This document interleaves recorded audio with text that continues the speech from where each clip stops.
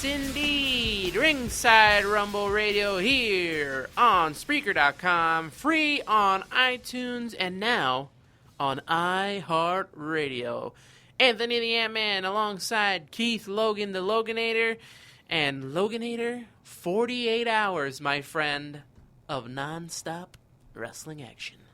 Non-stop exciting action, I would have to say. Very exciting, all tipped off with the dream match we've all been waiting for. Finally, signed, sealed, and delivered by Shane McMahon, we get The Shield, Seth Rollins versus Roman Reigns versus the new WWE Heavyweight Champion of the World, Dean Ambrose. I was kind of excited. I knew what was going to come of the Money in the Bank pay-per-view, but I'm very excited that they decided to push it so fast, and he didn't have to drag it out like we've seen in the past with Money in the Bank holders holding it for umpteen days, and, oh, is he going to cash in? Oh, is he not going to cash in? He just won the Money in the Bank, wasted no time, cashed in at the main event, and now we have a new... And the new heavyweight champion is Dean Ambrose. Lunatic Fringe. And I was watching Raw last night, well, more of the replay on Hulu today, but they had a fan had a sign with the Dean Ambrose logo and saying, like, the new heavyweight champion, and the heavyweight had the Ambrose Asylum logo, and I thought that was pretty cool. Very catchy, this fan had.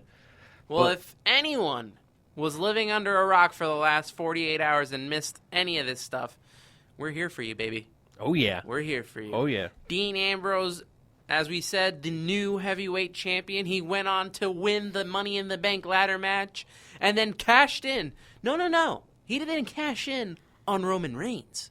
No. He cashed in on the former new heavyweight champion, Seth Rollins, who beat Roman Reigns fair and square. Right in the middle of the ring. Mm-hmm.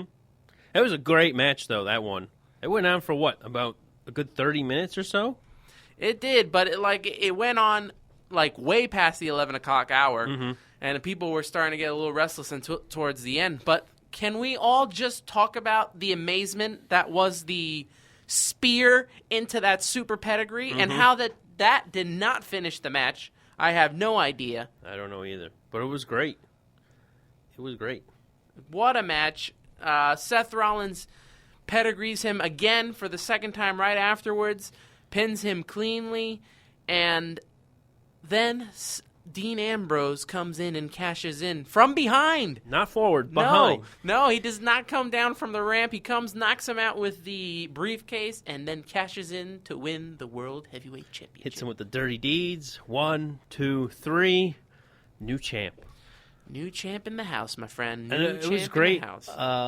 The beginning of Raw last night, when they show, like, earlier today, and you see Dean Ambrose get out of the taxi, like the regular Joe kind of guy. Now he's a world champion. Who cares? He's still going to take a taxi. How awesome is it to be Dean Ambrose right now? You have the World Heavyweight Championship, and you have Renee Young. It doesn't get any better than that. No, not at all. Not at all. And the fact that he forgets the title, when he throws the money at the cab driver, he's like, here, take it. And he's like, oh, wait, because he forgot he has the title, and he picks it up. I thought that was comical genius. Dean Ambrose.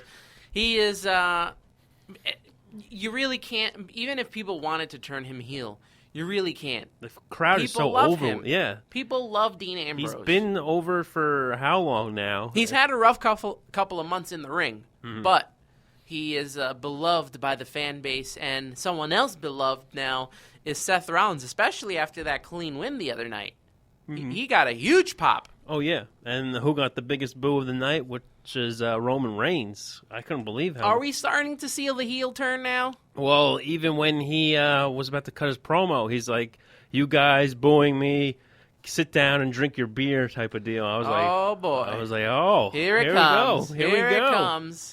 So finally, we get the dream match we've been waiting for. We thought it was going to happen at WrestleMania last year. We even thought it might be pushed to SummerSlam after Sunday night, but no. Shane McMahon and the invisible Stephanie McMahon have announced that at Battleground, the triple threat for the World Heavyweight Championship will take place.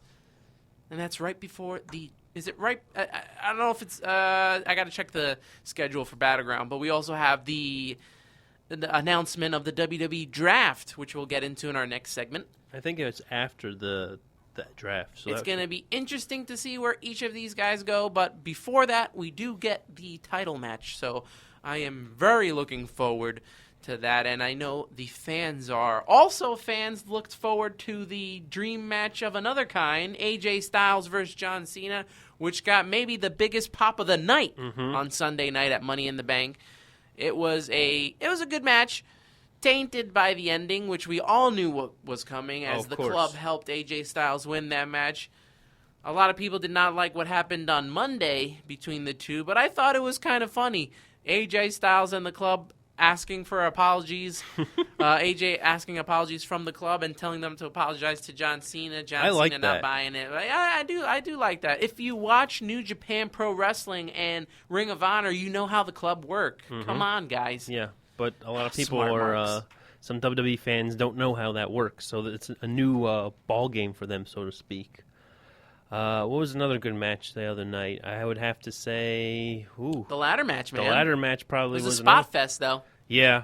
I heard Alberto Del Rio, he got hurt, and he might be out of action for a while now. He might be out of action for a while, and he almost... I don't know if this is true, the rumors, but he might have gotten hurt out of the ring after the pay-per-view. Oh? Yes. How so? Fans picture speculating a argument with Paige. Oh, I saw that. Apparently she was arrested, but then she was taken into an ambulance? Yeah, I feel like that's has to do with Swerve, or that show Swerved, or something in Total Divas. I think more Swerved, but if the WWE didn't make an announcement and didn't suspend her right away, she had a title match on Monday Night Raw. Everybody's like, oh, I wonder what's going on with Paige. She just got arrested. And then Monday night title match. So I don't think it's a real big deal. I don't think anything will come of it. I think it's just an angle, and like you said, it's probably like a Swerve, like season 3 or whatever the case may be. So we'll just have to wait and find out, I guess, and see if it comes on the network. The person that I thought that really was going to get hurt in that ladder match was Kevin Owens. Yeah, he was taking bumps left and right. Oh, my goodness. There were some moves as we were all like, oh, jeez. Power bombs going off on the ladders, people hitting the ladders. It was just bodies everywhere. How about Cesaro jumping off the ladder, springboarding off the rope for an elbow? That was pretty intense. I was just like, wow. Wow. Unbelievable. And before the match even started, during the promos, we were privileged to get the gift of Jericho. Drink it in, man. You love that. Drink it in. You love that. The gift of Jericho. Other big noteworthy things coming out of Money in the Bank and Raw was the heel turn from Natalya. Yeah, did anyone see this coming? I don't think anybody saw that. And now it appears that she's still going after Becky Lynch. Becky Lynch strikes me as this girl, like very like cannot get any luck, man. Naive now. She's like, "Oh, my friends left me," and she's like blubbering behind the stage, and I'm just like, "Come on, you need to like rise above and just become the last kicker you are, and just take no names now." It gives us another storyline, though. Can we get more than just someone following Charlotte for the title? I like this. We need this. That's true. And we also had the return on Monday Night Raw of the one, the only, your lovely lady that you like so much, Sasha Banks. Sasha Banks. The boss. The boss lady. Is back. Yes. Which means we will get Charlotte versus the boss. Most likely at Battleground, but hopefully into SummerSlam as well. So Charlotte is basically the only real heel right now. Paige is a face, Becky Lynch. Natalya was, so I guess I understand them turning her heel. But Charlotte was really the only... I mean, Dana Brooke, I guess, is a heel, but do you really count her? She's just a sidekick. She's like the bodyguard right now. Like I said before, she's like when Diesel first debuted with Shawn Michaels, the bodyguard type of deal. So we'll see. Yeah, New Day in a fatal four-way get the victory. Surprised about that. I thought we'd see a title change, but we did not. Same here. I thought at least maybe the Vaudevillains or even, the club. I only thought the club was going to win the tag team titles, so I'm surprised that they continue to keep the titles on the New Day. Good for them. I love the New Day, and the fans are eating them up. They've gotten to a point, though, where they really don't need the tag team titles. No. They're at that point where they don't really need it anymore. But They're so over with the fans, it's like, what's the point? Did you happen to catch the kickoff show with the Golden Truth with Fandango? I caught the highlights. Tyler Breeze. Because I got home late, so I caught the highlights on the pay-per-view. Mm-hmm. And I just shook my head, man. It's just comic relief. They got badly burned. Somebody's doing a good job in the makeup wardrobe. Where in the world are they going with this? I just don't understand. I don't know. The Dudley Boys lose to the Lucha Dragons? Well, I guess the older talent is starting to put over the new era, so. Yeah. But Lucha Dragons, I feel like they've done everything they can right now, so they're just kind of the extra tag team. You throw them in here and there, throw them in for a kickoff show, throw them in for if there's another battle royal for the tag team titles type of deal. Yeah, so who knows who's going to be now the number one contender for the New Day? We don't. The teams have been fighting. We don't know if it's going to be Vaudevillains, the club. I think I may have an idea. If you watched Monday Night Raw last night, you saw the return of the Wyatt family.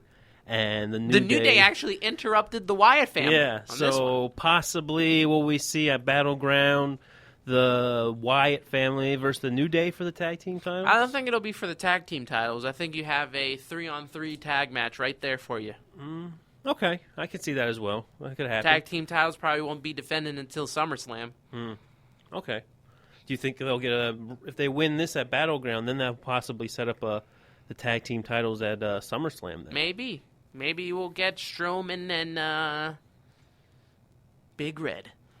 Eric Rowan? Eric Rowan. The upside-down Sheamus. Oh, man. Oh, speaking of Sheamus, he took on Apollo Crews, which was on the main card. I thought it was on the kickoff. Yeah, I'm glad he did. A couple of matches that were on the main card, I was surprised about that. Also, Baron Corbin and Dolph Ziggler, Part 8. The saga continues. But hopefully now Corbin has moved past this as he defeated Dolph Ziggler. What did you think of that match and the Crews that we mentioned, the Crews Sheamus match? I like the Apollo Crews match. I think it sets him up perfectly to give him a nice little push, maybe in the mid-card level. They're going to have to push him somehow. Yeah. Somehow I don't think this feud with Sheamus is quite yet over. Maybe it will continue on to Battleground. Hopefully it won't be like the Corbin Ziggler Part 8 saga continues type of deal.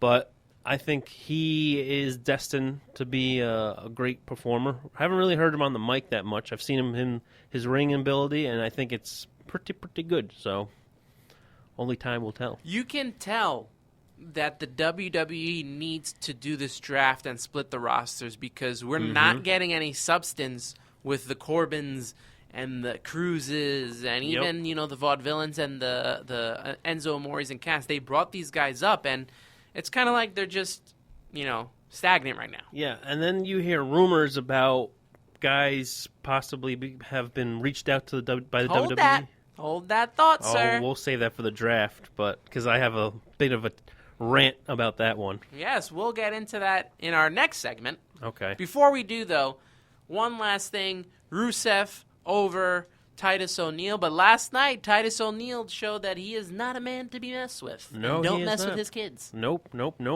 Perfect for right after Father's Day, after he'd done all the PSAs and announcements for Fathers and Father's Day. One big thing, though, that I was so happy to see on Monday Night Raw, people power. People power's back. Big Johnny Laurinaitis trying to vie to be the SmackDown general manager. I thought that was hilarious. Then you have Shane coming out, and he's like, Johnny, what are you doing here? How'd you get here?